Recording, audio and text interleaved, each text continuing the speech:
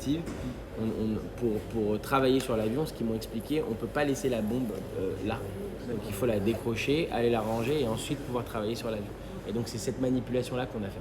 On a décroché cette bombe et on l'a enlevée de l'avion pour que les mécaniciens puissent travailler. Et c'est assez ouf, ouais. Franchement, c'est plutôt très stylé, quoi. Très stylé. On va passer à LCI, Camille. Les horaires, quoi, les horaires. T'as raison. Je te l'offre. T'as raison. Kev, généralement, nous, on se voit pour des promos de films, C'est clair. pour des promos de spectacles. C'est clair. Et là, on se retrouve à Rochefort avec l'armée de l'air et de Bah l'espace. ouais, faut vivre des expériences, je crois. La vie est faite d'expériences. Alors, comment ça s'est passé ces 2 jours? Commençons par hier. Franchement, super. Je suis arrivé hier à la base de Cognac. J'ai eu la chance de rencontrer des aviateurs de première classe. C'est comme ça qu'on appelle ça. Vraiment, les gens qui m'ont reçu là-bas ont été extraordinaires. Ce que je retiens sur toutes ces 24 heures, c'est l'intensité. Ça a été extrêmement intense, franchement. Il y a eu très peu de pauses. Grâce à Coralie qui nous a accueillis et qui a mis un rythme dans ce programme assez extraordinaire. Donc voilà, on est arrivé à Cognac hier et directement on a enquillé, visite médicale. Ils ont inspecté l'intégralité de mon corps.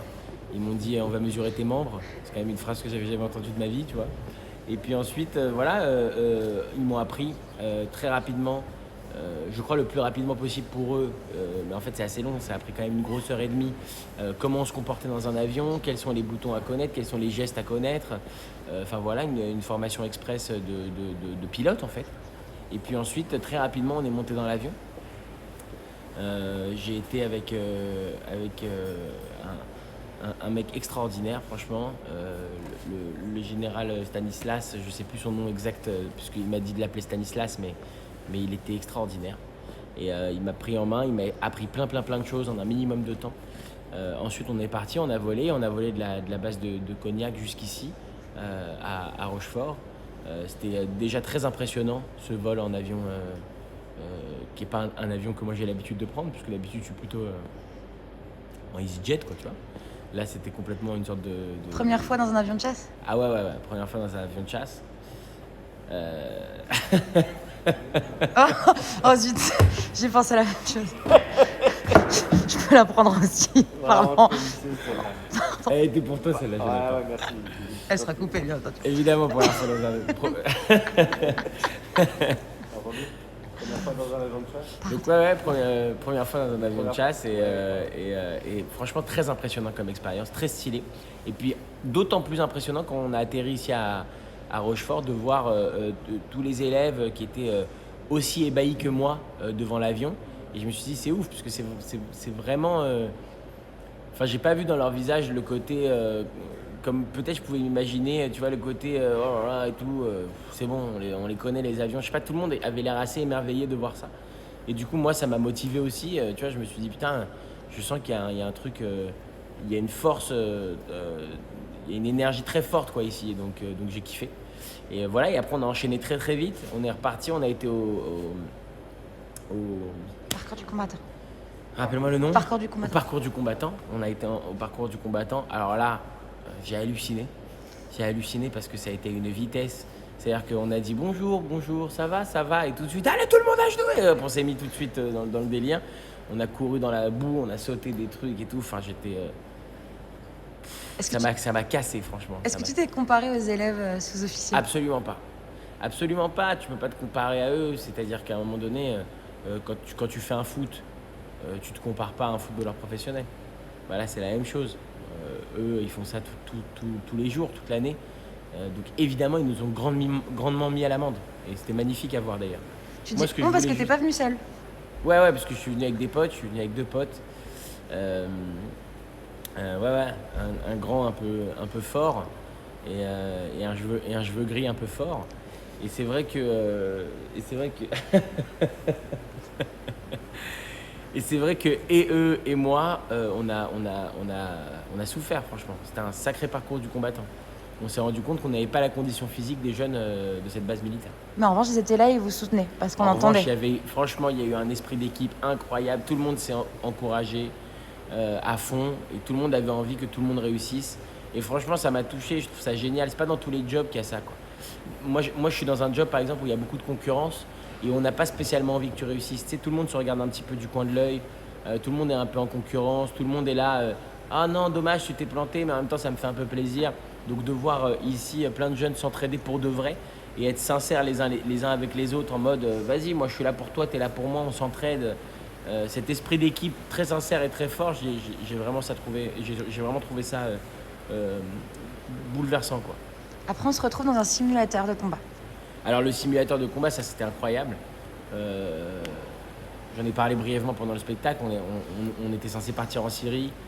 On est parti dans la banlieue de Metz avec une petite Clio, avec des terroristes qu'il fallait tuer. Mais alors écoute-moi bien, si t'es myope, t'es mort, parce que c'est vraiment, tu vois que dalle.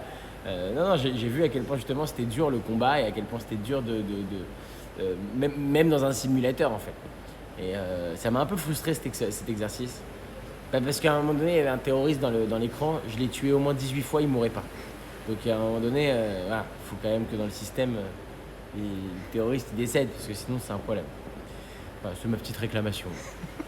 Et voilà, et après, après on a été se préparer, et puis ensuite le spectacle franchement incroyable. J'ai essayé de m'adapter un petit peu aussi au contexte. Moi je joue pas de spectacle en ce moment. Donc c'était vraiment un bric-à-brac de plein de choses que je suis en train de travailler, de plein de choses que je suis en train d'écrire actuellement. Mais c'était un plaisir de partager ça, c'était un plaisir d'entendre les gens rire. C'est un endroit, je pense, une base militaire où la plupart du temps on est quand même assez sérieux, assez concentré. Et donc d'entendre tous ces gens rire ensemble, et quand je dis ensemble, c'est-à-dire qu'il y a plein de corps de métiers différents. Il y a des chauffeurs, il y a des mécaniciens, il y a des gens qui travaillent sur les avions, il y a des gens qui travaillent... il y avait plein de grades différents aussi, tu vois. Et il y avait le général Boulet, et il y avait aussi des jeunes lieutenants. Et donc je me suis dit, d'entendre tous ces gens-là qui travaillent tous finalement pour une même cause, mais dans des secteurs différents et qui ont tous des grades différents, mais finalement dans un même objectif, ouais, j'ai trouvé ça super, quoi. C'était la première fois que je faisais ça, j'ai trouvé ça super. 24 heures, c'est rapide, mais tu as vécu quand même 24 heures très intenses. Ouais, Qu'est-ce que carrément. tu en retiens? J'en retiens que quand on fait les choses avec passion, peu importe ce qu'on fait, c'est magnifique. Voilà. Moi, je peux regarder un documentaire sur quelqu'un qui fait du modélisme pendant des heures s'il m'en parle avec passion et si je sens que ses yeux ils brillent quand il m'en parle. Et là, c'est exactement la même chose. Dans une base militaire, ça regroupe plein de corps de métier, ça regroupe plein de gens, plein d'expériences, des gens qui ont été travaillés, des gens qui ont connu aussi ce que c'est que la guerre, quoi, le combat, les affrontements, des gens qui ont aidé pendant des moments peut-être très importants de notre pays, qui reviennent ici pour former des jeunes. Et en même temps, tu vas voir aussi des jeunes qui ont cette même flamme dans les yeux que ces anciens qui forment. Et en fait, ce mélange-là de passionnés, voilà, ça m'a passionné. Donc ce que je retiens, c'est que quand tu es un passionné, tu as une fibre où tu captes avec les passionnés. Et moi, j'ai adoré écouter tous ces gens. Quand tu es arrivé, tu t'attendais à quoi si tu devais... Franchement, je m'attendais à rien. Si je m'attendais à quelque chose, si j'avais un a priori, je serais pas venu. Je suis venu puisque justement, je savais absolument pas à quoi m'attendre. Donc, je suis venu en ne sachant pas à quoi m'attendre, et je repars en étant très très fier de cette expérience et de tous les gens et de toutes ces rencontres. Hier, tu as joué ton spectacle Ouais. face à des gens qui, eux aussi, t'ont donné leur passion. C'est ça, en fait, la dénomination, le mot qu'on peut retenir en fait de tes 24 heures? Le mot passion, l'échange? Ouais, c'est ça, exactement. Moi, quand je monte sur scène, ça plaît à certains, ça plaît pas à d'autres, mais je le fais avec passion. C'est ce que j'aime faire, c'est là où je me sens bien, c'est là où je me sens à l'aise, c'est là où je me sens chez moi. Quand tu vois l'habilité avec lesquelles les jeunes avec qui on faisait la simulation de tir hier, ils déchargeaient, ils rechargeaient, tu te dis non mais eux ils sont trop forts. Et parce que c'est là qu'ils se sentent chez eux.